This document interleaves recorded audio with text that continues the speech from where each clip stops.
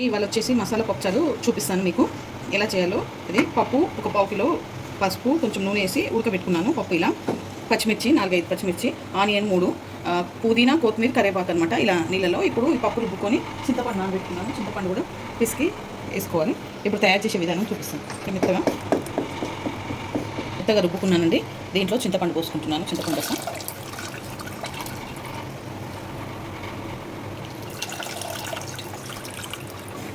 ఇప్పుడు చింతపండు రసం పోసుకున్నానండి. ఇప్పుడు లీటర్ వాటర్ పోసుకుంటున్నాను. దీంట్లో పోసుకొని పొయ్యి మీద పెట్టుకోవాలి. ఇప్పుడు అల్లం వెల్లిపాయ, పసుపు, ఉప్పు, కారం అవన్నీ వేసుకోవాలండి. అల్లం వెల్లిపాయ కొంచెం వేసుకుంటున్నాను. 2 చెంచాలండి. 2 చెంచాల కారము, ఉప్పు 2 చెంచాలండి.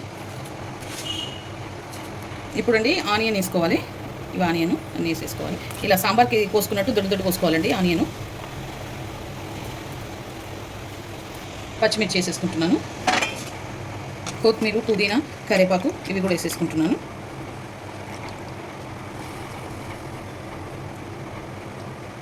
మసాలా పప్పుచారు కదా అని అనుకుంటున్నారు కదా, ఇప్పుడు ఉంటుంది మసాలా పప్పుచారు.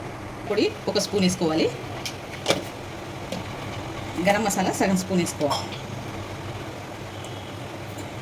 ఇవన్నీ వేసుకొని బాగా మసలబెట్టుకోవాలి. పప్పు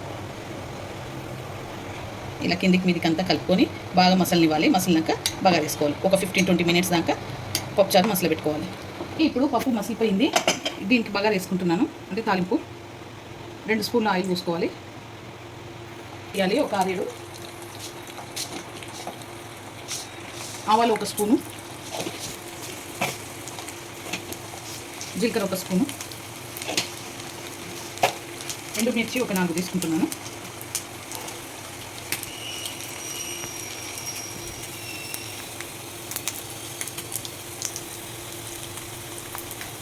కరివేపాకు ఒక 2 రెమ్మలు.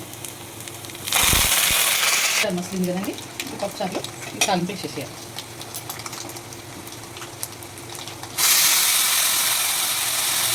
ఇంకా బంద్ చేసుకోవాలండి. పప్పుచారు మసిలిపోయింది.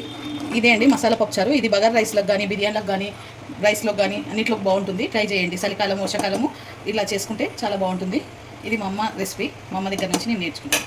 నచ్చితే లైక్ చేయండి, షేర్ చేయండి, కామెంట్ చేయండి, సబ్స్క్రైబ్ చేయండి. చాలా బాగుంటుంది.